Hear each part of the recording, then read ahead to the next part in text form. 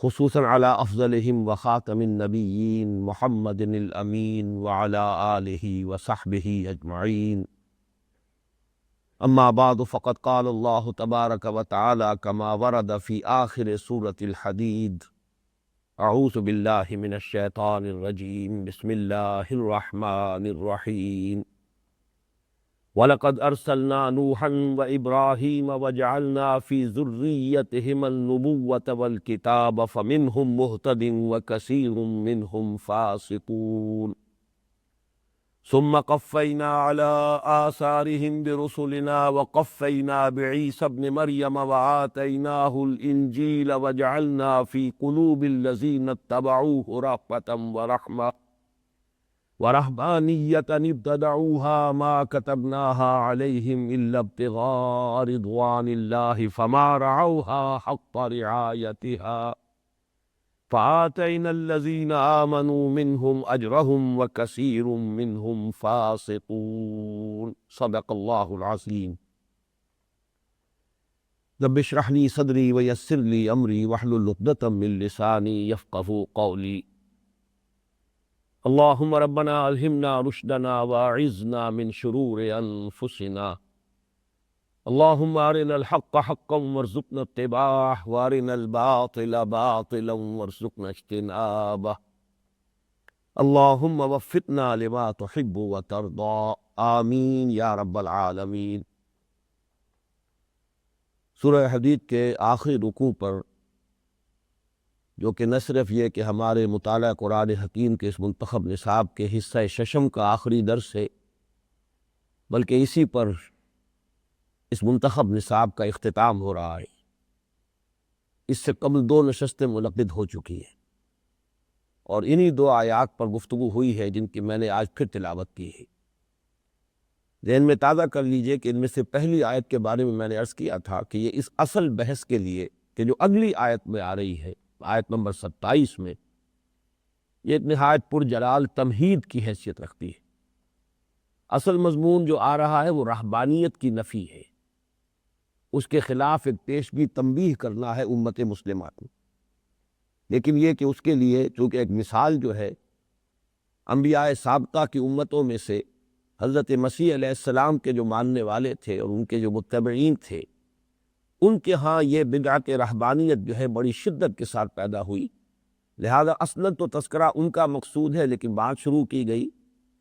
حضرت نوح اور حضرت ابراہیم کے تذکرے سے. وَلَقَدْ أَرْسَلْنَا نُوحًا وَإِبْرَاهِيمَ، ہم نے ہی بھیجا تھا نوح کو بھی اور ابراہیم کو بھی. اس کی مثال بھی میں نے دی تھی، جیسے کہ سورہ آل عمران میں جہاں حضرت مسیح کے تذکرے کی تمہید ہے، وہاں پر بھی ان اللہ اصطفیٰ آدم ونوحا وآل ابراہیم وآل عمران علی العالمین. یہ قرآن مجید کا ایک عام اسلوب ہے. ہم نے ہی بھیجا تھا نوح کو بھی اور ابراہیم کو بھی. وجعلنا فی ذریتہم النبوۃ والکتاب، اور ہم نے رکھ دی انہی کی نسل میں نبوت اور کتاب. فمنہم مہتد، ان میں بہت سے ہوئے کہ جو ہدایت یافتہ تھے. وکثیر منہم فاسقون، لیکن یہ کہ ان میں کی اکثریت، کثرت تعداد جو ہے وہ فاسقین ہی پر مشتمل رہی. اس میں جیسا کہ میں نے عرض کیا تھا کہ اگرچہ یہ تمہید ہے اگلی آیت کے مضمون کی، لیکن ضمنی طور پر اس میں ایک نہایت اہم موضوع آیا ہے، اور یہ در حقیقت تاریخ انبیاء اور رسل، بلکہ تاریخ نبوت اور رسالت کے ضمن میں بہت اہم مسئلہ ہے جو یہاں زیر بحث آیا ہے. اس لیے کہ حضرت نوح علیہ السلام، ظاہر بات ہے کہ ان کی حیثیت تو چونکہ آدم ثانی کی ہے، پوری نسل انسانی جو بھی دنیا میں اس وقت ہے انہی کی نسل میں سے ہے. انہی کے 3 بیٹے حضرت سام، حضرت حام، حضرت یافس، جو ان کے ساتھ کشتی میں سوار ہوئے تھے، انہی کی نسل ہے. چونکہ قرآن مجید میں ایک مقام پر واضح کر دیا وَجَعَلْنَا ذُرِّيَّتَهُ هُمُ الْبَاقِينَ، ہم نے صرف اس کی نسل ہی کو باقی رکھا. باقی گویا کہ نوع انسانی کی کوئی بھی شاخ ایسی نہیں ہے اس وقت جو حضرت نوح کی نسل سے نہ ہو. لیکن اس کے بعد ظاہر بات ہے کہ حضرت نوح علیہ السلام کے بعد جو 3 نسلیں چلی ہیں، سامی، حامی اور یافس کی نسل سے جو چلی ہے، ان میں سے تورات اور قرآن زیادہ تفصیل سے جو تذکرہ کرتا ہے اور تعین کے ساتھ، وہ صرف حضرت سام کی نسل کا ہے. تو حضرت سام کی نسل میں سے ایک تو جلیل القدر پیغمبر حضرت ہود علیہ السلام ہوئے جو قوم عاد کی طرف بھیجے گئے. ایک دوسرے جلیل القدر پیغمبر جو ہے پھر عاد ثانی یا سمود کی طرف بھیجے گئے، یعنی حضرت صالح علیہ السلام. پھر تیسرے کا تذکرہ جو ہے وہ حضرت ابراہیم کا ہے۔ ظاہر بات ہے کہ حضرت سام کی نسل کی بھی اور بہت سی شاخیں ہیں، ان میں بھی ہو سکتا ہے کہ وہ اور بھی انبیاء آئے ہوں، لیکن یہ کہ ان کے تذکرے سے تعین کے ساتھ اور تاریخی ترتیب کے ساتھ تورات اور قرآن دونوں جو ہے وہ خاموش۔ لیکن یہ کہ حضرت ابراہیم علیہ السلام کو بھی ظاہر بات ہے کہ اب کم سے کم 4,000 4,500 برس کا عرصہ ہو چکا ہے، تو ان کی نسل بھی دنیا میں کہاں کہاں پھیلی ہے۔ بعض شاخیں تو معروف ہیں، حضرت اسحاق کی اولاد سے پھر ان کے بیٹے حضرت یعقوب کی نسل سے جو شاخ چلی وہ بنی اسرائیل ہے، کیونکہ ان کی تاریخ بہت حد تک محفوظ ہے۔ اولڈ ٹیسٹمنٹ نے ان کی تاریخ کو بہت حد تک محفوظ کر دیا ہے، چاہے اس میں تحریف ہو گئی ہو، غلط بیانیاں ہو گئی ہوں، لیکن یہ کہ حیثیت تاریخ جو ہے،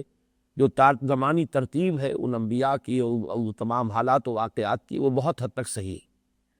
دوسری نسل حضرت اسماعیل علیہ السلام کی، اس میں چونکہ حضور صلی اللہ علیہ وسلم کی بعثت ہوئی ہے، لہذا اس نسل کی بھی تاریخ کسی حد تک محفوظ ہے۔ تیسری نسل جو ہے کہ جو بنو قطورہ کہلاتے ہیں، تیسری بیوی، تیسری اہلیہ محترمہ حضرت ابراہیم کی، ان میں سے بھی صرف ایک شاخ کا تذکرہ ملتا ہے کہ جس میں حضرت شعیب علیہ السلام بھیجے گئے، حالانکہ بنو قطورہ جو ہے ان کی تعداد بہت ہے، ان کی بھی ہمارے پاس تاریخ نہیں ہے۔ این ممکن ہے کہ ان کے ہاں بھی اور بہت سے انبیاء بھیجے گئے ہوں، رسول بھیجے گئے ہوں جن کا قرآن میں تذکرہ نہیں ہے۔ لیکن ان سب سے جو اہم بات ہے وہ یہ ہے کہ اس کو نوٹ کر لیجئے کہ حضرت یافس کی اولاد کے بارے میں ہمارے ہاں جو قرآنی کتابیں ہیں علم الانساب کی، ان کی نسل کے بارے میں آتا ہے شعوب الترک و سین و یاجوج و ماجوج وغیرہم۔ حضرت یافس کی اولاد میں سے ترک اور چینی اور یاجوج اور ماجوج، یوں سمجھیے کہ سینٹرل ایشیا کا جو پہاڑی سلسلہ ہے اس کے ماورا، اس کے مشرق اور شمال میں جو قوم آباد ہوئی، اسی کو ذرا سا اگر آپ جس کو دنیا کی چھت کہتے ہیں اس کو کراس کر کے جائیں گے تو یہ چین جو ہے بہت بڑا تہذیب و تمدن کا گہوارہ رہا ہے، پھر سینٹرل ایشیا ہے، پھر یہ کہ یہ سارا روس، اور پھر روس کا یہ پورا جو میدانی علاقہ ہے، یہ صرف یہ کہ ایشیا میں نہیں ہے بلکہ یہ مسلسل چلا گیا ہے یہ یورپ میں بھی، اور پھر یورپ میں یہ اوپر سے اسکینڈینیوین کنٹریز سے ہوتے ہوئے یہی نسلیں ہیں کہ جو پھر یورپ کے مغربی ممالک میں آ کر آباد ہوئی ہے، جن کے لیے ایک اصطلاح ہے نارڈک ریسز۔ تو یہ حضرت یافس کی اولاد، ان کی اولاد میں اب ہمارے پاس کسی نبی یا رسول کا کوئی تذکرہ موجود نہیں ہے، البتہ بعض حکماء کا تذکرہ ہے، کنفیوشس ہے، تاؤ ہے، اب ہم نہیں کہہ سکتے کہ وہ نبی تھے یا صرف حکماء تھے، فلسفی تھے۔ اسی طریقے سے حضرت حام کی اولاد کے بارے میں ہماری جو پرانی کتابیں ہیں، جو انساب کی کتابیں ہیں، ان میں شعوب السودان والہند والسندھ والقبط وغیرہم، یعنی یوں سمجھیے کہ یہ مشرق وسطیٰ جو ہے اس سے اگر دائیں طرف آئے یا مشرق کی طرف یا مغرب کی طرف چلے جائیں، تو یہ گویا کہ دو شاخیں ہیں کہ جو حضرت حام کی نسل شمار ہو رہی ہے۔ ان میں ہندوستان اور سندھ، یہ کیونکہ ایک بڑا علاقہ کہلاتا تھا سندھ، گویا کہ ادھر سے یہ ایران سے ہوتے ہوئے ایک شاخ ادھر چلی گئی، ادھر سے پھر یہ ہے کہ ترکی سے ہوتے ہوئے کوئی شاخ جو ہے مشرقی یورپ بھی چلی گئی، اور زیادہ جو رہی ہے تہذیب و تمدن کا معاملہ جو رہا ہے وہ پھر شمالی افریقہ، مصر کا معاملہ، اور یہی ہے کہ جہاں پرانی جو قومیں ہیں جن کا تذکرہ ہمیں ملتا ہے تو قبط اور سوڈان، اور ادھر سے ہند اور سندھ، اور اس کے علاوہ جہاں تک میرا اپنا ذاتی خیال ہے کہ جنہیں عام طور پر آریائی نسلیں کہا جاتا ہے، وہ سب حضرت حام کی نسل سے۔ ان کی بھی ہمارے پاس کوئی تاریخی حیثیت سے تعین نہیں ہے کہ ان میں کوئی نبوت آئی یا نہیں آئی، البتہ یہ کہ یہ بات بہرحال ان کے بارے میں ہم کہہ سکتے ہیں کہ حضرت ابراہیم علیہ السلام کے ایک بیٹے حضرت اسحاق ہیں، حضرت اسحاق کے ایک بیٹے حضرت یعقوب ہیں، ان کی نسل کی نبوت تو ہمیں معلوم ہے، لیکن یہ کہ حضرت عیسی جو کہ حضرت یعقوب کے تمام بھائی تھے، ان کی نسل کہاں گئی اس کا کوئی تذکرہ نہیں۔ اسی طریقے سے بنی اسرائیل جب نکلے ہیں مصر سے حضرت یعقوب کی اولاد، ان میں سے بھی بعض قبائل کا پھر پتہ نہیں چلتا کہاں گئے، جن کو کہتے ہیں last tribes of the house of Israel. تو عین ممکن ہے چونکہ ہندوستان ہمیشہ سے بڑا زرخیز ملک اور بڑا مہذب علاقہ رہا ہے، تو وقتاً فوقتاً یہاں تو اقوام آتی رہی، تو ہو سکتا ہے کہ پہلے تو حام کی نسل یہاں آئی ہو، اور انہی میں سے ہو سکتا ہے ڈریویڈینز ہوں کہ جو اصل یہاں کے ہندوستان کی جو اصل نسلیں ہیں قدیم، پھر یہ کہ یہ last tribes of the house of Israel میں سے بھی بعض لوگ یہاں آئے ہوں، جو میرا گمان ہے کہ جن کے ہاں تصور برہما کا ہے، یہ ابراہیم کے لفظ کی بدلی ہوئی شکل ہے، اور برہمن در حقیقت جہاں تک میں اب تک سمجھ پایا ہوں وہ در حقیقت حضرت ابراہیم ہی کی نسل کے لوگ ہیں، ان کے ہی کوئی جو قبیلے تھے، یا وہ ہو سکتا ہے حضرت عیسی کی اولاد سے ہو، اور یہ بھی ہو سکتا ہے کہ خود حضرت یعقوب کی اولاد میں سے بھی وہ قبائل جو گم ہو گئے۔ ان میں پھر جو کہا جاتا ہے کہ گوتم بدھ اور کرشن جی مہاراج، ان کے بارے میں کچھ گمان ہوتا ہے کہ شاید یہ نبی ہیں۔ جہاں تک رام چندر جی کا تذکرہ ہے، تحقیق یہ ہے کہ وہ قدیم کے لوگ ہیں، وہ سیتھین قوم ہے، نہ آریائی ہے اور نہ وہ برہمن اس طبقے سے تعلق رکھتے ہیں۔ یہ تو ہندوستان کی ایک قدیم تاریخ ہے بس، لیکن یہ کہ ان کو سیتھینز کہا گیا ہے، جو تحقیق اب ہے۔ مہابھارت کا جو دور ہے وہ وہاں سے ہو سکتا ہے کہ یہ برہمنی دور جو ہے اس کا آغاز ہوا۔ بہرحال اس حد تک تو اب آپ سمجھ لیجئے کہ یہ تو ہے ہمارے پاس جو تاریخ نبوت و رسالت ہے۔ البتہ اس کے ضمن میں ایک دوسری بحث اور بھی ہے۔ ہندوستان کے بارے میں میں نے پہلے بھی تذکرہ کیا تھا، اور آج پھر میں اس شخص کا نام بھی آپ کو بتا دیتا ہوں۔ ایک فرینچ اسکالر ہے اے ڈوبارس، اس نے 40-45 برس محنت کی ہے ہندوستان کے مذہبی اسکرپچرز جو ہیں، کتابیں مذہبی جو ہیں، وید ہیں، سمرتیاں ہیں، رامائن ہے، گیتا ہے، مہابھارت ہے، اس کے تو بڑی تحقیق کی، اور پھر جو کتاب لکھی ہے دی ہندو مینرز کسٹمز اینڈ سیریمنیز، جنہیں بھی یہ کتاب مل جائے، میں نے بھی ابھی تک نہیں دیکھی ہے لیکن میں حوالہ دے رہا ہوں، جن کو بھی ذوق و شوق ہو وہ اس کتاب کو تلاش کرے۔ فرینچ رائٹر ہے اے ڈوبارس، اور ہندو مینرز کسٹمز اینڈ سیریمنیز یہ ان کی کتاب کا ٹائٹل ہے۔ اس کو پڑھنا چاہیے اور اس سے سمجھنا چاہیے۔ اس کے حوالے سے شمس نوید عثمانی صاحب کی کتاب جو اردو میں چھپی ہوئی ہے، وہ میں اس کا حوالہ آپ کو دے چکا ہوں۔ بہرحال ان کے نقطۂ نظر سے تو جو منو کا تصور ہے ہندوؤں کا، وہ مہانوو کا تصور ہے۔ حضرت نوح علیہ السلام کے بیٹے حام کی اگر کوئی نسل یہاں آئی ہے تو ظاہر بات ہے وہ حضرت نوح کے امتی تھے، تو مہانوو یہ نو بن گیا ہے، اور منو سمرتی جو ہے مہانوو کی، اور یہ بھی اصل میں تحقیق اسی فرینچ اسکالر کی ہے کہ مہانوو لفظ تھا کہ جو ہوتے ہوتے منو رہ گیا ہے، اور منو سمرتی اصل میں حضرت نوح کے وہ صحیح ہیں۔ واللہ عالم۔ یہ صرف میں نے چند باتیں آپ کے سامنے، کیونکہ فرمایا وَجَعَلْنَا فِي ذُرِّيَّتِهِمُ النُّبُوَّةَ وَالْكِتَابَ، اب تقریباً 4,500 برس آج سے قبل تک تو اگر کہیں نبوت اور کتاب رہی ہے تو وہ صرف ذریت ابراہیمی میں ہو سکتی ہے، کہیں اور نہیں ہو سکتی۔ البتہ اس سے پہلے کے زمانے میں ظاہر بات ہے کہ حضرت نوح کی جو حضرت حام کی نسل چلی یا حضرت یافس کی نسل چلی، اس میں کوئی انبیاء اور رسول آئے ہو، لیکن یہ چونکہ بحیثیت مجموعی پری ہسٹورک ایرا ہے، ابھی ہمارے پاس اس کی تحقیق کے لیے کوئی اور ذرائع نہیں ہے، اس لیے ہم یقین سے نہیں کہہ سکتے۔ البتہ اس مسئلے میں دوسری بحث جو تشنہ رہ گئی تھی پچھلی مرتبہ، وہ یہ ہے کہ قرآن مجید جب یہ کہتا ہے کہ وَلِكُلِّ قَوْمٍ ہاد، یہ سورہ رعد کی آیت نمبر 7 ہے، اور وَإِن مِّن قَرْيَةٍ إِلَّا خَلَا فِيهَا نَذِيرٌ، یہ سورۃ الفاطر کی آیت نمبر 24 ہے۔ تو اس میں جو ایک اشکال پیدا ہوتا ہے اسے حل کر لینا چاہیے کہ در حقیقت ہدایت خداوندی کی ایک آخری تکمیلی محفوظ شکل کا نام ہے کتاب، اور جس کو نبوت اور کتاب۔ ہدایت خداوندی اس سے کم تر بھی ہو سکتی ہے، مثلا فلسفیانہ انداز میں، حکیمانہ انداز میں، جس کی سب سے بڑی مثال قرآن مجید میں حضرت لقمان کا تذکرہ ہے۔ وہ نہ نبی تھے نہ کسی نبی کے امتی تھے، لیکن ایک حکیم اور دانا انسان ہے، وہ ان حقائق تک پہنچ گیا ہے۔ تو یوں سمجھیے کہ 3 الفاظ اپنے ذہن میں رکھیے: حکیم، ہادی اور نذیر۔ نذیر بھی خبردار کرنے والا۔ کوئی بھی شخص جسے اللہ تعالیٰ نے ہدایت عطا فرما دی ہو، جو حقائق ہیں کائنات کے، ان تک اس کی رسائی ہو گئی ہو، جیسے کہ بہت سے انبیاء کرام کے بارے میں انہیں معلوم ہے کہ وحی کے آغاز سے قبل بھی وہ صدیق تو ہوتے تھے۔ حضرت یوسف علیہ السلام، یوسف ایھا الصدیق، حضرت ابوبکر ہے، حضور پر ابھی نبوت آئی بھی نہیں ہے، تو اس سے پہلے ہی وہ شرک سے بھی مجتنب ہیں، ان کے اخلاق فاضلہ اور عالیہ جو ہے وہ بھی اپنے نقطۂ کمال کو پہنچے ہوئے ہیں۔ تو گویا کہ نبوت سے کم تر بھی ہدایت خداوندی کے جو مدارج ہیں، ان کو ہم کہہ سکتے ہیں کہ نذیر کا لفظ، ہاد وَلِكُلِّ قَوْمٍ ہاد، جس نے بھی آ کر ہدایت دی ہے، دنیا پرستی سے، مادہ پرستی سے ہٹ کر اللہ کی طرف، کائنات کے خالق و مالک کی طرف توجہ کرنے کی لوگوں کو تلقین کی ہے، اور آخرت کا کوئی تصور پیش کیا ہے، اخلاق فاضلہ کا کوئی تصور دیا ہے۔ تو گویا کہ وَلِكُلِّ قَوْمٍ ہاد میں لازم نہیں ہے کہ وہ نبی ہی ہو۔ اسی طرح وَإِن مِّن قَرْيَةٍ إِلَّا خَلَا فِيهَا نَذِيرٌ میں بھی یہ لازم نہیں ہے کہ وہ نبی ہی ہو۔ نبوت اور کتاب یہ گویا کہ ہدایت خداوندی کی تکمیلی شکل ہے، محفوظ شکل ہے۔ جیسے کہ وحی کی ایک شکل وہ ہے جو بدریہ فرشتہ آتی تھی اور اس کی حفاظت کا پورا اہتمام کیا جاتا تھا، اور وحی کی اور شکلیں بھی تھیں، الہام ہے، القاء ہے اور رویا صادقہ ہے، یہ ساری شکلیں بھی ہیں، لیکن وہ محفوظ نہیں ہوتی تھی۔ یہ دوسرے لوگوں کو جو ہوتی ہے، نبی کی تو یہ چیزیں بھی محفوظ ہوتی ہیں، اگرچہ ان کی انٹرپریٹیشن کے اندر کوئی کسی وقت کوئی خطا ہو سکتی ہے، محفوظ ہوتی ہیں، لیکن غیر نبی کے لیے الہام، القاء، تحدیث،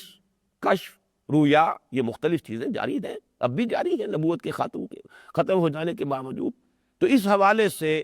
ہادی، نذیر اور حکیم، یہ تین الفاظ شارٹ آف نبوہ، شارٹ آف کتاب، نبوت اور کتاب سے کم تر درجے پر یہ تین جو ہے ہدایت کے گوشے، یہ مختلف جگہوں پر رہے ہوں، اور وہ چاہے پھر حضرت ابراہیم علیہ السلام کے زمانے کے بعد بھی رہے ہوں، حضرت نوح کی نسل کی دوسری شاخوں میں۔ یہ بہرحال چند باتیں جو میں نے عرض کیا حضرت لقمان کے بارے میں، کیونکہ میں نے ابھی آپ کو بتایا ہے کہ سوڈان اور یہ قبط جو ہے، یعنی مصر اور سوڈان میں جو لوگ جا کر آباد ہوئے حضرت حام کی نسل سے تھے، اس حوالے سے حضرت لقمان گویا کہ حامی النسل ہے، کیونکہ یہ سوڈان ہی کے علاقہ نوبیا کے رہنے والے تھے، یہ حبشی تھے لیکن سوڈان کا وہ علاقہ نوبیا کہ جو مصر سے ملحق ہے، وہاں کے رہنے والے تھے، اور پیشے کے اعتبار سے نجار تھے، کارپینٹر تھے، لیکن اللہ نے حکمت عطا فرمائی، جو سلامتی فکر ہے، سلامتی عقل ہے، سلامتی فطرت ہے، اللہ تعالیٰ جس کو عطا فرما دے تو وہ وہاں تک پہنچ جاتا ہے۔ نبوت جو ہے وہ در حقیقت اسی کا پھر تکمیلی مرحلہ ہے، تکمیلی درجہ ہے۔ اس اعتبار سے یہ آیت بہت اہم ہے، اور جیسا کہ میں عرض کر چکا ہوں، کیونکہ ہر مضمون کے لیے، اہم مضمون کے لیے کوئی نہ کوئی دوسرا اس کا مثنیٰ ہونا چاہیے، تو سورہ عنکبوت کی آیت نمبر 27 میں پھر معین کر دیا گیا ہے، بلکہ وہاں واحد کا صیغہ آیا، جعلنا فی ذریتہ، من نہیں بلکہ ذریتہم نبوۃ والکتاب، وہاں حضرت ابراہیم کا تذکرہ ہے، ہم نے پھر اسی کی نسل میں نبوت اور کتاب رکھ دی۔ تو نبوت اور کتاب کے جو ہدایت خداوندی کا بلند ترین، محفوظ ترین درجہ ہے، وہ تو پچھلے 4,500 برس کے دوران لازماً نسل ابراہیمی میں آئی۔ البتہ حکمت ہے اور ہدایت ہے، اس کے مختلف جو شیڈز ہو سکتے ہیں، شارٹ آف نبوت اور رسالت، وہ دوسری نسلوں کے اندر بھی ہو سکتی ہے۔ اور باقی یہ کہ حضرت ابراہیم علیہ السلام کی نسل کی بھی بہت سی شاخیں ہیں، یہ جن کی چونکہ تاریخ محفوظ نہیں ہے، ہو سکتا ہے کہ ان کی نسل بھی ہندوستان میں، ایران میں، کسی اور علاقے میں جا کر آباد ہوئی ہو اور ان کے ہاں پر نبوت آئی ہو۔ جیسا کہ اصل میں مجھے خاص دلچسپی اس موضوع سے اس اعتبار سے بھی ہے کہ میرا بچپن اور میری پیدائش جس علاقے میں میں ان مراحل سے گزرا ہوں، جو اب ہریانہ کہلاتا ہے، مشرقی پنجاب کے 3 حصے جب ہوئے ہیں، جب ہم چھوڑ کر آئے ہیں مشرقی پنجاب، تو وہ جو مشرقی پنجاب تھا مغربی پنجاب سے چھوٹا تھا، کم اضلاع جو ہے پنجاب کے وہ مشرقی پنجاب میں آئے تھے، زیادہ تعداد میں اضلاع جو ہے وہ مغربی پنجاب میں آئے تھے،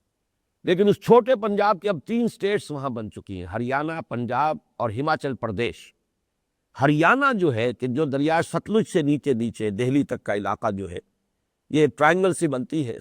لیکن ستلج سے نیچے بھی پورا علاقہ نہیں ہے، درمیان میں پٹیالہ وغیرہ کا علاقہ جو ہے وہ سکھ ریاست میں شامل ہے، جو پنجابی ریاست ہے وہ سکھ ڈومینیٹڈ ریاست ہے۔ ہریانہ میں اب وہ زیادہ ہندو، جاٹ وغیرہ ہیں، بشنوئی ایک قوم ہے بڑی سخت قسم کی، تو مختلف قومیں آباد ہیں، راجپوت بڑی کثرت سے آباد ہے۔ اس علاقے کے بارے میں تاریخی شواہد ہے کہ یہاں کثرت سے انبیاء اور رسل آئے ہیں۔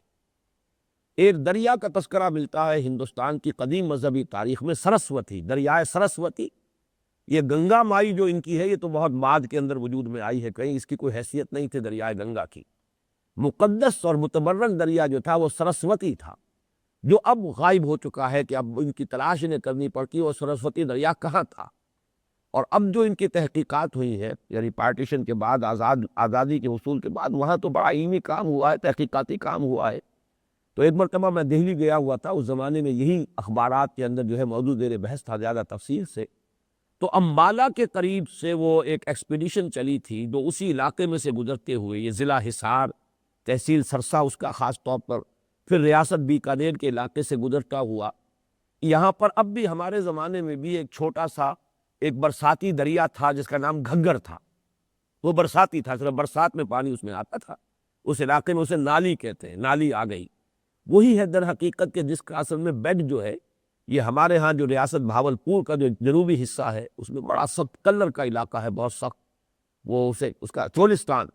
تو وہاں سے در حقیقت، اور یہ سخت ہو جاتا ہے علاقہ اسی وجہ سے، جو دریا کا بیڈ ہوتا ہے سیڈیمنٹیشن کی وجہ سے، پھر وہاں کی زمین جو ہے سخت ہو جاتی ہے،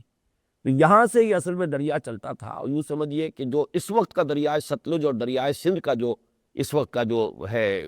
علاقہ جو گزرگاہ ہے، اس کے پیرلل تقریباً ہوتے ہوئے یہ دریا جا کر بحیرہ عرب میں گر جاتا تھا، علیحدہ یہ دریا تھا۔ اس کے بعد ایسا کچھ اس علاقے پر عذاب آیا ہے، یہاں بڑے بڑے تھیڑ کہلاتے ہیں وہ، یعنی راکھ کے ٹیلے، جیسے کوئی پومپیائی جب یورپ کا ایک شہر جب ہلاک ہوا تھا تو وہاں پر ریت جو ویسوویس پہاڑ تھا وہ پھٹا ہے، اس میں سے پھر جو وہ آتش فشاں کے ساتھ جو ہے وہ سیاہ ریت نکلی ہے بہت سخت، اور وہ جم گئی ہے، تو وہ پومپیائی اسی قسم کا معلوم ہوتا ہے کہ عذاب الہی کا معاملہ اس علاقے میں آیا ہے۔ اور حصار، سرسا، اگروہا، ہانسی، یہ علاقے چونکہ میں نے اپنے بچپن میں ہائی اسکول کے زمانے میں، جو میں مسلم اسٹوڈنٹ فیڈریشن کا کارکن تھا، دوروں پر ادھر ادھر جاتا رہتا تھا، میں نے اس علاقے کو خوب دیکھا ہے۔ یہ علاقہ اصل میں ہے جس کے بارے میں شیخ احمد سرہندی رحمۃ اللہ علیہ کے مکاشفات نے، کیونکہ حضرت شیخ احمد سرہندی کا جو ہے سرہند شریف جہاں پر کہ وہ مدفون ہے، وہ بھی علاقہ اسی میں آتا ہے، وہیں سے نہر سرہند نکلتی تھی کہ جو ہمارے ضلع حصار میں بھی آتی تھی۔ تو ان کا مکاشفہ ہے کہ اس علاقے میں سینکڑوں انبیاء دفن ہیں۔ یہ علاقہ جو ہے معلوم ہوتا ہے کہ اس دور کا جو بہت بڑا گہوارہ تھا تہذیب کا، وہاں اس لیے کہ انبیاء، یہ میں آپ کو بتا چکا ہوں کئی مرتبہ کہ رسولوں کا تذکرہ آتا ہے قرآن میں، اولو العزم من الرسل۔ اب حضرت ہود سے پہلے قوم عاد میں کتنے نبی آئے ہوں گے اس کا ذکر نہیں ہے، لیکن قرآن مجید میں آتا ہے فَكَذَّبُوا بِالرُّسُلِ، انہوں نے رسولوں کو جھٹلایا۔ تو معلوم یہ ہوا کہ صرف ایک حضرت ہود ہی کو نہیں جھٹلایا، بلکہ ان سے پہلے جو انبیاء آئے تھے ان کو بھی جھٹلاتے رہے۔ وہ تو رسول تو پھر آخری حجت بن کر آتے تھے کہ اب اگر ان کو بھی جھٹلا دو گے تو پھر ہلاک کر دیے جاؤ گے۔ تو معلوم ہوتا ہے کہ یہاں کوئی رسول بھی آئے ہیں اور یہاں کوئی نبی بھی آئے ہیں، اور حضرت شیخ احمد سرہندی رحمۃ اللہ علیہ کا مکاشفہ ہے کہ یہاں اس پورے علاقے کے اندر سینکڑوں نبی دفن ہیں۔ اور شاہ ولی اللہ دہلوی رحمۃ اللہ علیہ کی جو پیشن گوئیاں ہیں وہ اسی کے حوالے سے ہے کہ ہندوستان میں پھر دوبارہ جو ہے اسلام کا احیاء ہوگا، بلکہ الفاظ بڑے عظیم ہیں جو انہوں نے استعمال کیے ہیں۔ اگر ہندو قوم کسی وقت پورے ہندوستان پر قابض ہو گئی تب بھی لازم ہے کہ ان کے اونچے طبقات کی اکثریت اسلام قبول کرے گی، اور یہ زمین جو ہے اسلام کا گہوارہ بنے گی۔ یہ ان کے الفاظ ہیں شاہ ولی اللہ دہلوی رحمۃ اللہ علیہ کے۔ اس حوالے سے میں نے چند باتیں آپ حضرات نے گوش گزار کر دی۔ وَلَقَدْ أَرْسَلْنَا نُوحًا وَإِبْرَاهِيمَ وَجَعَلْنَا فِي ذُرِّيَّتِهِمَا النُّبُوَّةَ وَالْكِتَابَ فَمِنْهُمْ مُهْتَدٍ وَكَثِيرٌ مِّنْهُمْ فَاسِقُونَ۔ اب اگلی آیت کی طرف آئیے، اس پر اصل بحث تو ہو چکی ہے۔ ثُمَّ قَفَّيْنَا عَلَىٰ آثَارِهِمْ بِرُسُلِنَا، پھر ہم نے ان کے نقش قدم پر، ان کے آثار پر ہم نے اٹھائے پے بپے اپنے بہت سے رسول۔ وَقَفَّيْنَا بِعِیسیٰ ابْنِ مریم، اصل میں تذکرہ ان کا مقصود ہے جہاں بات اب آئی، اور پھر ہم نے اٹھایا مریم کے بیٹے عیسیٰ کو، وَآتَيْنَاهُ الْإِنْجِيلَ، اور اسے ہم نے عطا فرمائی انجیل، وَجَعَلْنَا فِي قُلُوبِ الَّذِينَ اتَّبَعُوهُ رَأْفَةً وَرَحْمَةً، اور جن لوگوں نے ان کی پیروی کی ان کے دلوں میں ہم نے رافت اور رحمت، دل کی نرمی، رقت قلبی اور رحمت، ہمدردی، مہربانی کا جذبہ جو ہے بہت کثرت کے ساتھ پیدا کر دیا۔ وَرَهْبَانِيَّةً ابْتَدَعُوهَا، البتہ رہبانیت کی بدعت انہوں نے خود ایجاد کی۔ مَا كَتَبْنَاهَا عَلَيْهِمْ، ہم نے نہیں فرض کیا تھا اسے ان پر۔ کتبہ یکتب، فرض کرنا، کتب علیکم الصیام، کتب علیکم القتال، یہ لفظ جب آتا ہے اصطلاح کی حیثیت سے تو اس کا مطلب ہے کہ فرضیت کسی شے کی۔ مَا كَتَبْنَاهَا عَلَيْهِمْ، ہم نے نہیں لکھا تھا ان پر، یعنی ہم نے فرض نہیں کیا تھا ان پر، اس لیے کہ جب کوئی شے لکھ بھی گئی تو گویا کہ اب وہ حتمی طور پر طے ہو گئی، اس کی فرضیت اب کسی شک و شبے میں نہیں رہی۔ إِلَّا ابْتِغَاءَ رِضْوَانِ اللَّهِ، اس ٹکڑے کے دو جو ہے وہ تعویلات ہیں، وہ میں بعد میں عرض کروں گا۔ فَمَا رَعَوْهَا حَقَّ رِعَایَتِهَا فَآتَيْنَا الَّذِينَ آمَنُوا مِنْهُمْ أَجْرَهُمْ وَكَثِيرٌ مِّنْهُمْ فَاسِقُونَ، یہ تقریباً نصف سے کم آیت ابھی ہمیں اس پر غور کرنا ہے، لیکن جو اصل مضمون تھا اس پر گفتگو ہو چکی ہے اور اسے میں اس وقت نہیں دہراؤں گا۔ لیکن ایک بات کی کمی رہ گئی تھی رہبانیت کے بارے میں، اس کے پس منظر کے حوالے سے ایک بات تو میں نے خوب واضح کر دی تھی کہ یہ جو پورا مضمون چلا آ رہا ہے سورہ حدید کا، جس کا نقطہ عروج ہے انقلاب، لَقَدْ أَرْسَلْنَا رُسُلَنَا بِالْبَيِّنَاتِ وَأَنزَلْنَا مَعَهُمُ الْكِتَابَ وَالْمِيزَانَ لِيَقُومَ النَّاسُ بِالْقِسْطِ وَأَنزَلْنَا الْحَدِيدَ فِيهِ بَأْسٌ شَدِيدٌ وَمَنَافِعُ لِلنَّاسِ وَلِيَعْلَمَ اللَّهُ مَن يَنصُرُهُ وَرُسُلَهُ بِالْغَيْبِ إِنَّ اللَّهَ قَوِيٌّ عَزِيزٌ۔ یہ ایک آیت جو میں نے عرض کیا ہے بارہا، میرے نزدیک دنیا بھر کے انقلابی لٹریچر میں اتنی جامع، اتنی اریاں انقلابی عبارت ناممکن ہے کہ کہیں ملے۔ لیکن یہ کہ بہرحال یہ اعجاز ہے قرآن کا، یہ چند الفاظ میں سمو دیا۔ اسی کی شرح سورہ صف ہے، هو الذی ارسل رسولہ بالہدی ودین الحق لیظہرہ علی الدین کلہ، اور پھر اس کی تمہید، اس سے پہلے قتال کا تذکرہ آیا، اور آخری میں بات پھر وہی آئی، یا ایھا الذین آمنوا کونوا انصار اللہ۔ تو گویا کہ اسی آیہ مبارکہ کی مکمل شرح جو ہے وہ سورہ صف ہے۔ بہرحال اس راستے سے ہٹانے کے لیے شیطان کا اغوا اور اضلال یہ ہے، جو لوگ ایمان کے راستے پر تقوی، عمل صالح، نیکی، بھلائی اس پر آ گئے، اب یہ کہ اگلا قدم ان کا اس جہاد و قتال کی طرف نہ جائے، بلکہ انہیں خانقاہوں کی طرف، غاروں کی طرف، انہیں کہیں پہاڑوں کی گھپاؤں کی طرف ڈائیورٹ کر دیا جائے۔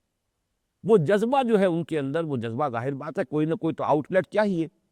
اس جذبے کو کہیں نہ کہیں جو ہے روبے عمل آنا چاہیے۔ خاموش تو نہ فارغ تو نہ بیٹھے گا محشر میں جنوں میرا، وہ جنوں جب اندر پیدا ہو جاتا ہے انسان کے تو کوئی نہ کوئی تو اپنا ایگزٹ اور کوئی نہ کوئی آؤٹ لیٹ نکالتا ہے۔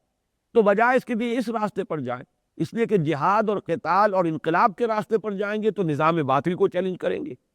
شیطان کو ظاہر بات ہے کہ اس سے اندیشہ ہے، وہ جو اس ابلیس کی مجلس شورا میں بھی جو علامہ اقبال نے کہا ہے کہ مجھے یہ اندیشہ ہے ہو نہ جائے آشکارا شر پیغمبر کبھی، کہیں یہ نظام لوگوں کے سامنے نہ آ جائے، پھر تو ظاہر بات ہے کہ میرا جو بھی کاروبار اور دھندا چل رہا ہے اس دنیا میں، اگر وہ نظام محمدی صلی اللہ علیہ وسلم وہ کہیں لوگوں کے سامنے آ گیا تو میرے لیے تو یہاں کوئی جگہ نہیں ہوگی۔ اس لیے شیطان کے اغوا و اضلال کی یہ شکل ہے کہ اس نے اس جذبے کو، نیکی کے جذبے کو، بجائے جہاد اور قتال اور انقلاب اور اقامت دین اور دین کو کا بول بالا کرنے کی جد و جہد، نظام عدل و قسط کے قیام کی جد و جہد کی بجائے خانقاہوں میں اور مست رکھو ذکر و فکر صبح گاہی میں اسے، مختتر کر دو مزاج خانقاہی میں اسے، یہ گویا کہ در حقیقت شیطان کا اغوا اور اضلال کو، یہ پس منظر تو میں پچھلی مرتبہ بیان کر چکا ہوں، لیکن ذرا اب اس میں ایک دوسرا پہلو بھی اس کا ہے، اور وہ یہ کہ واقعتاً قرآن حکیم میں بالعموم اور سورہ حدید میں بالخصوص، اور پھر آگے چل کر اسی گروپ کی جو دوسری صورتیں ہیں ان میں پھر اور تفصیل کے ساتھ حیات دنیاوی کی، مال و دولت دنیاوی کی جو مذمت آئی ہے، اس کا ایک فطری نتیجہ بھی نکل سکتا ہے کہ جو خالص نیک نیتی سے نکلے، یعنی اس میں بدنیتی کا ہونا لازم نہیں ہے۔ ایک تو یہ کہ شیطان کا اغوا اور اضلال ہے اور لوگ گریز کریں اور تپتی راہیں مجھ کو پکاریں، دامن پکڑے چھاؤں گھنیری، تپتی راہوں کو چھوڑ کر جو ہے وہ ٹھنڈی چھاؤں کے اندر جو ہے، تپتی راہوں کو چھوڑ کر ٹھنڈی چھاؤں کی طرف آدمی جائے، اس کا اپنا فیصلہ یہی ہو، شعوری طور پر جو ہے وہ گریز کی راستہ اور فرار کا راستہ اختیار کر رہا ہو، لیکن یہ کہ اس کا بھی امکان ہے، اس کو پیش نظر رکھنا ضروری ہے کہ ہو سکتا ہے کہ ایک رد عمل کی شدت پیدا ہو جائے نیک نیتی کے ساتھ، اور حضرت عیسیٰ علیہ السلام کے جو ابتدائی حواریین ہیں ان کے بارے میں یقیناً ہم کہہ سکتے ہیں کہ اس میں کسی بدنیتی کا کوئی دخل نہیں تھا، بلکہ اصل میں ایک رد عمل تھا۔ ان کے ہاں جو رد عمل ہے وہ میں بعد میں بیان کروں گا، اس پر میں صرف یہ عرض کرنا چاہتا ہوں کہ 3-4 پہلوؤں سے غور کیجئے۔ جب دنیا کی زندگی کو کہا گیا، اور قرآن مجید میں نہ معلوم کتنی جگہ کہا گیا، سورہ حدید میں بھی ہم نے پڑھا وَمَا الْحَيَاةُ الدُّنْيَا إِلَّا مَتَاعُ الْغُرُورِ، یہ دنیا کی زندگی تو سوائے دھوکے کے، فریب کے کچھ ہے ہی نہیں۔ اعلموا انما الحیات الدنیا لعب ولہو وزینۃ وتفاخر بینکم وتکاثر فی الاموال والاولاد کمثل غیث اعجب الکفار نباتہ ثم یہیج فتراہ مصفرا ثم یکون حطاما وفی الآخرۃ عذاب شدید ومغفرۃ من اللہ ورضوان وما الحیات الدنیا الا متاع الغرور۔ اب یہ مذمت، شدت کے ساتھ نفی، ان دار الآخرۃ لہی الحیوان، اب اس کا ہو سکتا ہے، یعنی آپ اس کے لیے ان لوگوں کی طرف سے ایک اپولوجی کی حیثیت سے، ایک معذرت کی طرف سے ہم یہ بات اپنے ذہن میں لا سکتے ہیں کہ اصل میں اس درجے شدت جو ہے، جس کو اقبال نے بھی استعمال کیا ہے تو نے متاع غرور کا سودا، یہ متاع غرور ہے، جو بھی دنیا کے اندر لگا ہوا ہے وہ متاع غرور، وہ دویا کہ دھوکے اور شراب کے پیچھے دوڑ رہا ہے۔ اسی طریقے سے اسی سورہ مبارکہ میں، سورہ حدید میں فتنے کا تصور آیا، وَلَٰكِنَّكُمْ فَتَنْتُمْ أَنفُسَكُمْ، اور وہ فتنہ کیا ہے؟ مال اور اولاد سے محبت کرنا، انما اموالکم واولادکم فتنہ۔ سورہ منافقون در حقیقت اسی آیت کی جس میں کہ یہ مراتب اور مدارج نفاق کا تذکرہ سورہ حدید میں آیا ہے، اسی کی آگے چل کر مفصل شرح سورہ منافقون آ رہی ہے، اور وہاں کیا فرمایا گیا؟ یا ایھا الذین آمنوا لا تلہکم اموالکم ولا اولادکم عن ذکر اللہ ومن یفعل ذلک فاولئک هم الخاسرون۔ پھر سورہ تغابن میں واضح طور پر انما اموالکم واولادکم فتنہ، بلکہ یہاں تک کہ ان من ازواجکم واولادکم عدو لکم فاحذروہ۔ اب یہ ایک حد تک تو اس پہ ظاہر بات ہے کہ ایک تصور سامنے آتا ہے، اب اس میں بھی ایک طبعی طور پر، منطقی طور پر ایک امکان پیدا ہوتا ہے کہ کوئی شخص سمجھے کہ میں تو اس سلسلے سے کنارہ کش رہوں، یہ چیزیں جو ہے فتنہ ہے، مصائب ہے، مصیبت ہے، یہ تو دشمنی ہے، بجائے دوستی اور محبت کے اس کا نتیجہ تو میرے حق میں دشمنی کا نکل سکتا ہے۔ تو یہ بھی گویا کہ ایک ان کی طرف سے ایک اس معاملے کے اندر ایک اپالوجی، گویا کہ ایک معذرت ہے۔ اسی طریقے سے بخل اور شح کی جو مذمت آئی ہے، جس قدر سورہ حدید میں، پھر سورہ تغابن میں، سورہ منافقون میں بخل کی نفی ہو رہی ہے، اور یہ کہ شح کی نفی کی جا رہی ہے، خرچ کرو، لگا دو، کھپا دو، صرف کر دو، گویا کہ نجاست ہے، دھو دو اس کو، اپنے دل کو اس محبت سے، اس کی نجاست سے پاک کر دو، اور اپنا جو ہے وہ سب کچھ اللہ کی راہ میں، قل العفو، جو بھی ضرورت سے زائد ہے، جس کی کہ آخر ایک انتہائی شکل حضرت ابوذر غفاری رضی اللہ تعالیٰ عنہ کے ہاں میں نظر آتی ہے کہ انہوں نے کہا کہ سونے چاندی کا تو ایک بھی ماشا کیا، تولا کیا، رتی بھی اپنے پاس رکھنا مطلقاً حرام۔ آخر وہ اللہ کے نبی کے رسول ہیں اور اتنے بڑے مخلص اور نیک کہ ان کے بارے میں حضور کی سند یہ موجود ہے کہ من کان یسرہ ان ینظر الی زہد عیسیٰ فلینظر الی صاحب ابی ذر، اگر کسی کی خواہش ہو کہ حضرت عیسیٰ کا زہد اپنی آنکھوں سے دیکھ سکے تو میرے اس ساتھی ابو ذر کو دیکھ لے، کہیں اور دور جانے کی ضرورت نہیں۔ اس قدر نیک انسان، لیکن یہ کہ ایک جو غلوم پیدا ہوا ان کے اندر، اس کی مثال موجود ہے۔ پھر حضرت عثمان کو انہیں مدینے سے نکل جانے کا حکم دینا پڑا، اور وہ کہیں صحرا کے اندر ان کا آخری وقت آیا ہے، اور اس وقت بھی ملامت کر رہے تھے اپنے آپ کو، اپنی زوجہ محترمہ پتہ نہیں بیچاری نے کس طرح نبھا کیا ہوگا ان کے ساتھ، اور کس طرح زندگی گزاری ہوگی، اور اس وقت بھی وہ موت کے وقت کہہ رہے ہیں کہ میرے خلیل نے یہ کہا تھا، یعنی حضور صلی اللہ علیہ وسلم، کہ اے مسلمانوں تم سانپ بچھو اپنے گرد جمع کر لو گے، مال و دولت دنیا، میں بھی اسی کے اندر مبتلا ہو گیا۔ اس غریب نے، اس بیچاری نے کہا کہ کون سا سانپ اور بچھو آپ کو یہاں نظر آ رہا ہے؟ فرمایا دیکھو وہ کٹورا رکھا ہوا، وہ چمٹا پڑا ہوا ہے، یہ سانپ بچھو نہیں۔ یہ جو ایک رد عمل ہوتا ہے انسان پر، اور نیک نیتی سے ہو سکتا ہے، اس چیز کو میں چاہتا ہوں کہ اس کو بھی ہم سمجھ لیں کہ یہ صرف شیطان کا اغوا و اضلال نہیں ہے، نیک نیتی کے ساتھ بھی یہ معاملات ہو سکتے ہیں۔ اسی طریقے سے جب آتا ہے قم اللیل الا قلیلا نصفہ او انقص منہ قلیلا او زد علیہ ورتل القرآن ترتیلا، اور جیسے فرمایا وَكَانُوا قَلِيلًا مِنَ اللَّيْلِ مَا يَهْجَعُونَ، رات کا بہت ہی تھوڑا حصہ ہے وہ جو کہ وہ لیٹ کر یا سو کر گزارتے تھے۔ یہ چیزیں ایسی ہے کہ جن کی بنا پر میں یہ چاہتا ہوں کہ یہ بات سامنے رہے کہ رہبانیت کا معاملہ جو دنیا میں آیا ہے، اس میں شیطان کا اغوا اور اضلال وہ اپنی جگہ پر ایک فیکٹر ہے، لیکن یہ کہ حیات دنیاوی، مال و دولت دنیاوی، جس کو اقبال نے کہا ہے کہ رشتہ و پیوند جو ہے دنیا کا، یہ مال و دولت دنیا، یہ رشتہ و پیوند، یہ ساری جو ہے چیزیں، ان کی جس طرح کی مذمت قرآن مجید میں آئی ہے، آئی تو اس لیے کہ یہ مقصود نہ بن جائے، ان کے اندر مشغول ہو کر اللہ کو نہ بھول جاؤ، آخرت کو نہ بھول جاؤ، ان کی محبت میں گرفتار ہو کر حلال کو حرام، حرام کو حلال نہ کر دو، اصل تو یہ ہے۔ لیکن یہ کہ بہرحال جو شدت مذمت ہے، اس کا ایک نتیجہ نیک نیت لوگوں کے اندر بھی وہ نکل سکتا ہے، کہ جو اس حدیث میں ہم اس سے پہلے پڑھ چکے ہیں کہ 3 صحابہ انہوں نے حضور کے بارے میں معلومات حاصل کی کہ کتنی آپ نماز پڑھتے ہیں، رات کو کتنی دیر سوتے ہیں، کتنے مہینے میں آپ، ہر مہینے میں کتنے روزے رکھتے ہیں۔ جب بتایا گیا تو انہوں نے کب سمجھا، ثلاثۃ راہۃ، لیکن یہ کہ اس کے بعد ایک نے کہا میں تو ہمیشہ پوری رات کھڑا رہا کروں گا، اپنی کمر بستر سے لگاؤں گا ہی نہیں۔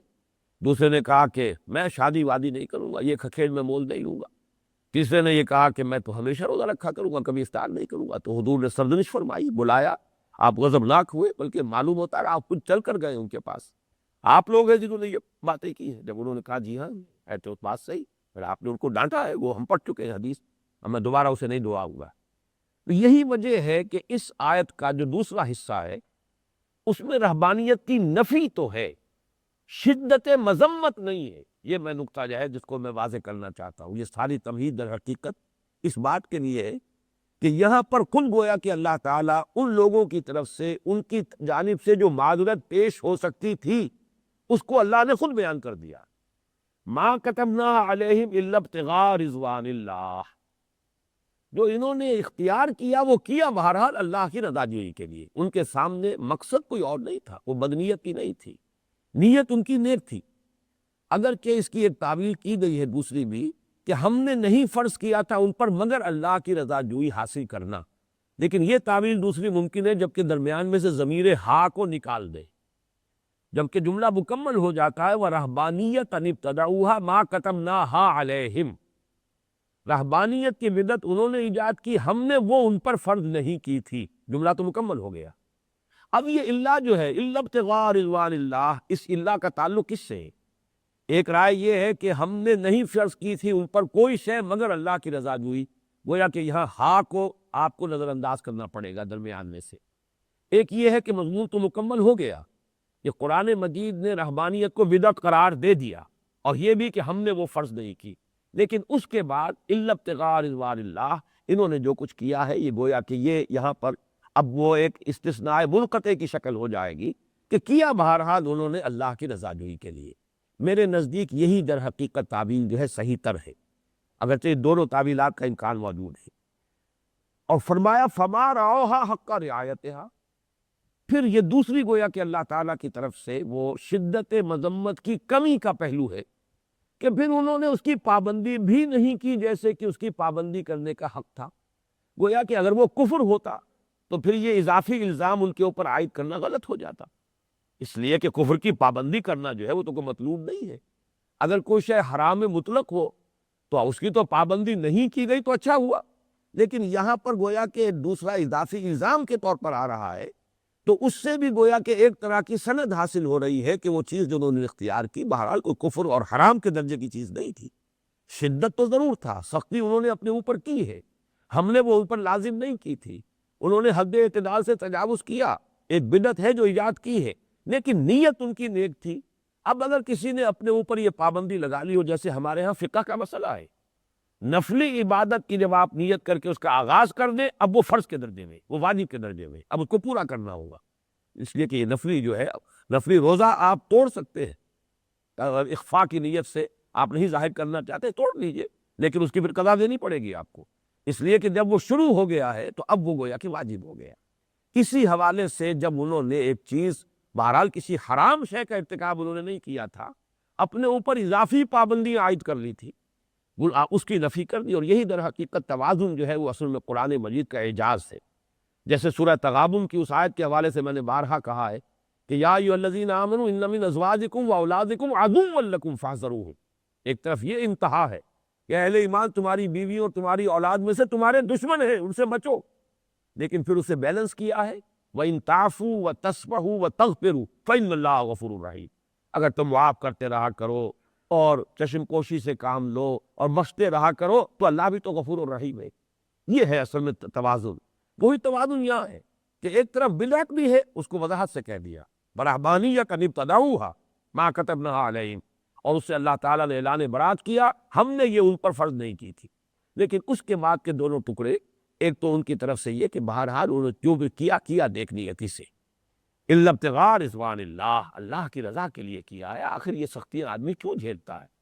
یہ آسائش گھر کی کیوں چھوڑتا ہے، نرم بستر چھوڑ کر کیوں جا کر غاروں کے اندر جو ہے جہاں سانپ اور بچھو بھی ہوں اور وحوش ہوں اور نہ معلوم کیا کچھ آدمی جاتا ہے، تو جذبہ تو وہ نیکی ہی کا تھا، لیکن یہ کہ وہ حد اعتدال سے تجاوز کرنے کے باعث اس نے شر کی شکل اختیار کری۔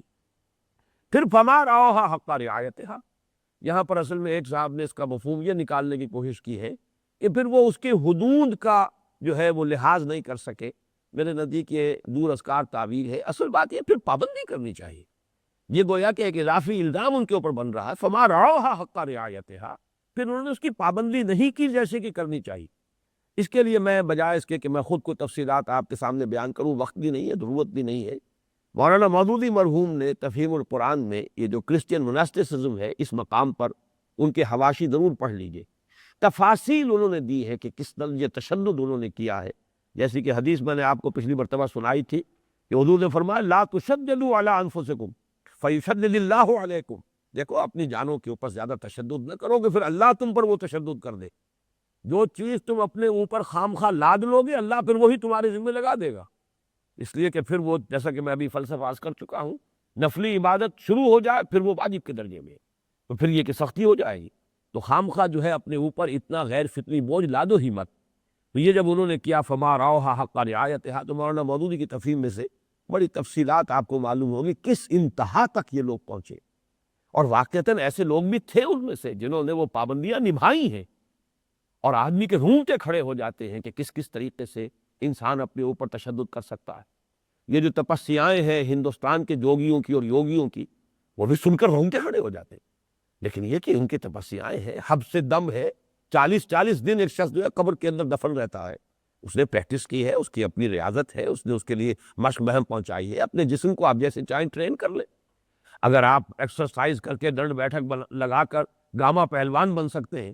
تو اپنی جو ول پاور ہے، قوت ارادی ہے، اس کو اسپیشل ایکسرسائزز کے ذریعے سے ڈیولپ کر کے آپ یہ ساری چیزیں جو ہے گویا کہ آپ اس دنیا میں رہتے ہوئے بھی جو عالم عناصر ہے اس کے اوپر قابو یافتہ ہو سکتے ہیں۔ یہ ساری چیز، لیکن یہ شریعت کا راستہ نہیں، یہ اسلام کا راستہ نہیں، لا رہبانیت فی الاسلام۔ حضور جس راستوں کو دکھانے آئے وہ راستہ یہ نہیں۔ بہرحال یہ ہے میرے نزدیک اس آیت کے دوسرے دو ٹکڑوں کا جو اصل حاصل ہے، کہ اس میں گویا کہ ان کے لیے ایک نرمی کی بات آ رہی ہے، اِلَّا ابْتِغَاءَ رِضْوَانِ اللَّهِ فَمَا رَعَوْهَا حَقَّ رِعَایَتِهَا فَآتَيْنَا الَّذِينَ آمَنُوا مِنْهُمْ أَجْرَهُمْ وَكَثِيرٌ مِنْهُمْ فَاسِقُونَ۔ تو جو بھی ان میں سے ایمان والے ہوئے یا ایمان والے رہے یا ایمان لے آئے، یہ دو تعویلات ہیں اس کی۔ آمنوا منہم یعنی جو ان میں سے ایمان پر قائم رہے، جنہوں نے کہ اپنی ان پابندیوں کو جو بھی انہوں نے اپنے اوپر عائد کی ان کو نبھاہا، اور وہ لوگ تو وہ ہیں کہ ان کو فرمایا ہم نے ان کو ان کا اجر عطا کیا۔ وَكَثِيرٌ مِّنْهُمْ فَاسِقُونَ، لیکن ان میں سے بھی ظاہر بات ہے کہ یہ اتنی سختیاں اپنے اوپر عائد کر لینا، پھر ان کا نبھانا آسان کام نہیں ہوتا۔ پھر اوپر گویا کہ پردہ پڑتا ہوا تجرد کا، اور اندر عیاشیاں اور بدماشیاں ہو رہی ہوتی ہیں، رنگ رلیاں منائی جا رہی ہوتی ہیں۔ اوپر عنوان ہے راہب خانے کا، اور اندر جو ہے جو کچھ ہو رہا ہے یہ کہانیاں ساری، جیسا کہ میں نے کہا ہے سب معلوم بھی ہے۔ اسی دور میں جمی سواگرٹ جیسا آدمی جو ہے، اور نہ معلوم کیسے وہاں تو آئے دن امریکہ میں اگر آپ جائیں، آئے دن کوئی نہ کوئی سکینڈل جو ہے ان لوگوں کا سامنے آیا رہتا ہے کہ اوپر سے یہ راہب بنے پھرتے ہیں، لیکن ان کا اصل کردار کیا ہے۔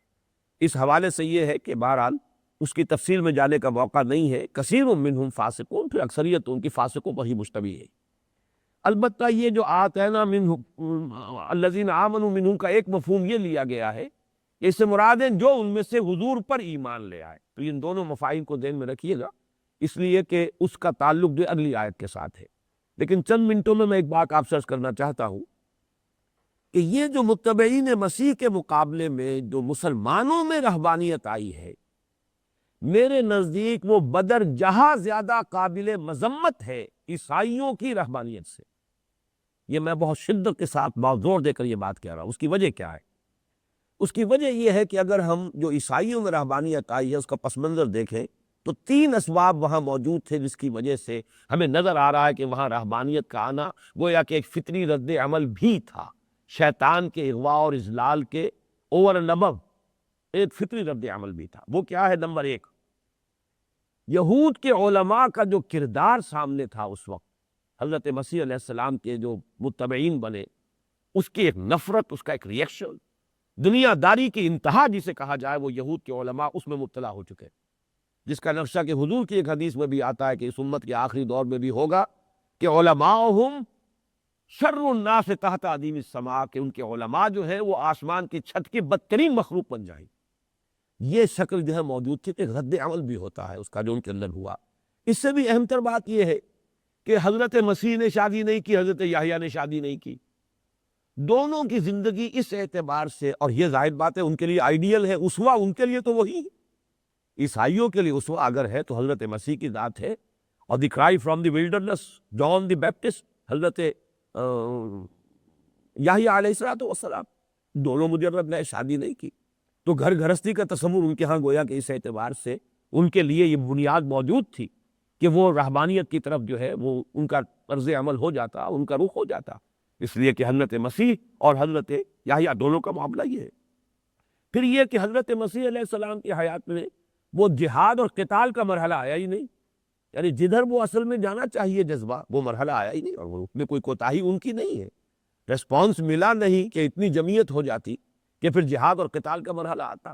ان 3 اسباب سے اگر متبعین مسیح میں رہبانیت آئی ہے تو اس کے لیے بہت سی اپولوجی موجود ہے، بہت سی معذرت جو ہے وہ ہم پیش کر سکتے ہیں۔ اس کے برعکس حضور صلی اللہ علیہ وسلم کے معاملات جو ہے تینوں اس اعتبار سے کس قدر کنٹراسٹ کے حامل ہے۔ نمبر 1 یہ کہ آپ نے نہایت خود جامع اور متوازن زندگی بسر کی ہے، بھرپور ترین گھریلو زندگی، عائلی زندگی، کتنے نکاح آپ نے کیے؟ 9 ازواج مطہرات میں ایک وقت آپ سے نکاح میں رہی۔ اب اس رسول کی امت میں بھی اگر تجرد کی زندگی کو کسی درجے میں بھی کوئی اعلیٰ درجے کی روحانی زندگی قرار دیا جائے تو ان کے پاس کوئی اپالوجی موجود نہیں، کوئی معذرت موجود نہیں۔ جس رسول نے تنبیہات کی ہے النکاح من سنتی، جس نبی کی تنبیہ یہ ہے کہ من رغب عن سنتی فلیس منی، تو اتنی شدید تنبیہات موجود ہیں۔ پھر حضور کی اپنی سیرت کی جامعیت ہے، اس کا توازن ہے، اور پھر یہ کہ قتال کا حکم جو ہے تواتر کے ساتھ، کہ یہ قتال جیسا کہ حدیث ہم نے 12 پڑھی ہے کہ یہ قتال جو ہے یہ جاری رہے گا جس دن سے کہ مجھے اللہ نے جو ہے مبعوث کیا ہے، اب یہاں لے کر وہ آخری دور میں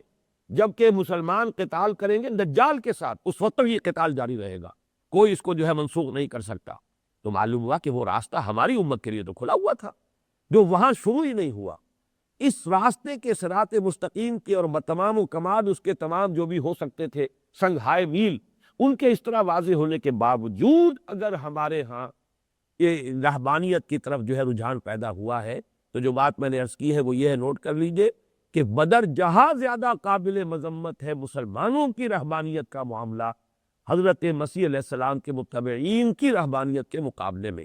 اگرچہ اس موضوع کا بھی ایک حصہ ہے جو رہ گیا ہے، میں اگلی نشست میں اسے مکمل کروں گا۔ بارک اللہ لی ولکم فی القرآن العظیم ونفعنی وإیاکم بالآیات والذکر الحکیم۔